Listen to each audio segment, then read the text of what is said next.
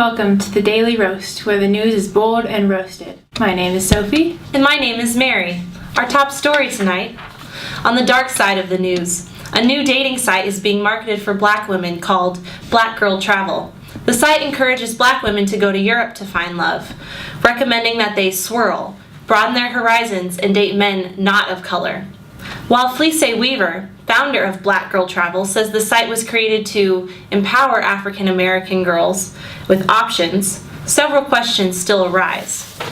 Furthermore, the sites depend on the inherent assumption that black women, and women in general, are only complete when they find their man, assuming all black women want men. In addition, many of these pro-swirl sites seem to be pushing the message that what is white is right. Nevertheless, the popping up of sites like these show that interracial coupling is a growing trend. This makes us wonder, does the coupling of people across race negate racism? Is interracial coupling a progressive movement? These questions are worth pondering. Elsewhere in the dark side, an event called Catch the Illegal Immigrant for a $25 gift card was initiated by a student group at the University of Texas, Austin. This stunt seems to have taken place in an effort to rid America of as many illegal immigrants as possible. Events like this harken back to ads in the 1800s that proclaimed Irish immigrants need not apply, bringing up the age-old question, why so much hate, again? The hatefulness of the event, despite its obvious targeting and ignorance of an entire group of people, also lies in its equalizing of illegal immigrants to a $25 gift card. Can we actually put a value on another human's life? Apparently we can, when illegal becomes a precursor to their surname. And finally, a new test on the popular news and quiz site BuzzFeed lets anyone see whether they are a bad feminist, in case you were suspecting you are.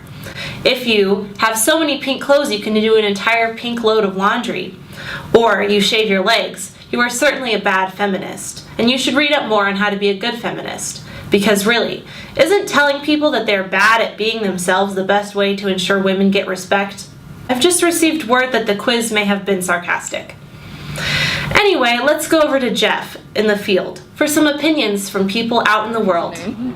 So if someone came up to you and said, fuck the poor, how would you react? Say that's not nice. I don't understand the logic of it. I feel it's valid to make an argument. I feel it's not valid to not support the argument. Well, I don't really understand where that would be coming from and why someone would be saying that. That's kind of like a weird statement out of context. I think that's a very strong comment just because I come from a low-income background, so I kind of feel targeted by you saying that. And I would just wonder why you would say that, the feelings behind that. Right. I just want you to finish this sentence. Women belong in the... Oh God. Now you really put me on the spot. Gosh. We belong in the community. In the community? Yeah. Alright. Perfect. Finish this sentence for me. Okay? Okay. Women belong in the... Kitchen. I don't think that. My dad cooks more than my mom. Okay. So you're telling me it's a phrase that everyone it's a phrase knows. That's easy to finish. Right. Like the opposite of black. Right. So why is that? Because it's been said many times to me. There we go. Thank you for tuning in. See you later. Thank you, Jeff. As a reminder, my name is Sophie, and I'm here to report on the sunny side of life. Today, like every day, is an especially good day. I would like to take a moment of your time to remind you that baby animals are being born today. Happy birthday, babies. In addition to this wonderful piece of news, just within our own very city, several people today have woken up and realized what they want to do with their lives. Dozens of other lucky citizens have discovered something meaningful about a job that they previously did not see worth in doing. Our top story for today is that women are beautiful. We're seeing a heartening trend in mainstream media questioning the necessity of Photoshop and other such programs.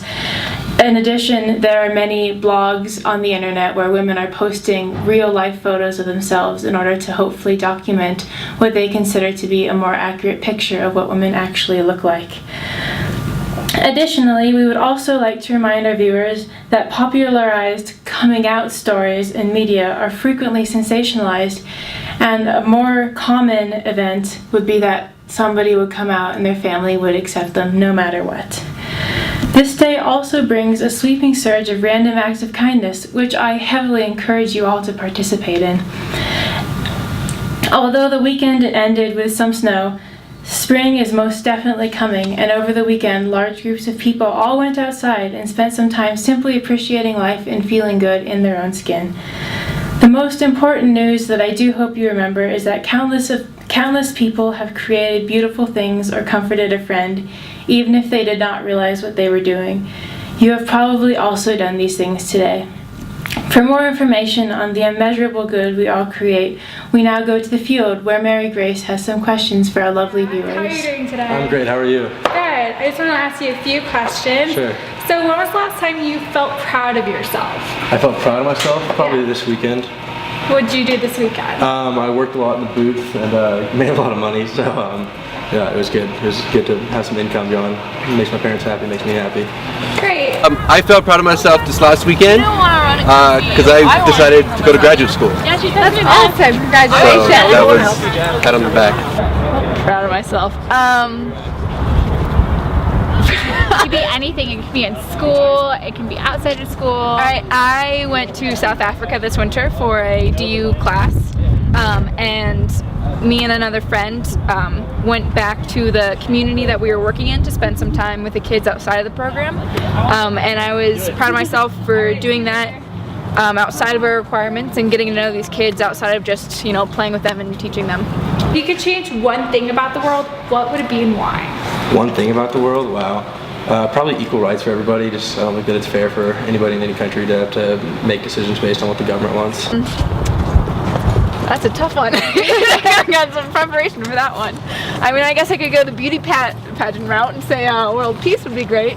World peace would be great. But I think helping solve the inequality in income would be what I would choose. There's such a huge spread, and I don't think it should be that big. All right. Oh, wow. I guess I would change the perception that people have about each other. Just uninformed, sometimes ignorant opinions that people have. Yeah. What was an act of human kindness that you've experienced? That I've experienced? Any act of kindness? Well, I participate in something called Canine Companions for Independence, where a group of volunteers raises dogs for the handicapped. And I think that's kind of a human kindness that if they're not getting paid, they take time out of their lives to train these dogs for the handicapped. It's kind of cool. Awesome. Let's see. I saw somebody forgot their wallet at a restaurant. Somebody, just a random stranger, just was behind them and paid for them because they could. Because the other person didn't have money to pay. Recently I actually had to take some time off from work and school, and I had someone work really hard to allow me to do that, and I've really appreciated it. So That's great. Thank you so much. yeah, thank you. Thank you very much, Mary Grace and Jeff. Our interviewees really are insightful, aren't they, Mary? They sure are, Sophie. Thank you all for joining us today. We hope you'll return to see us again. And remember, when you want news dark and roasted, turn to the Daily Roast.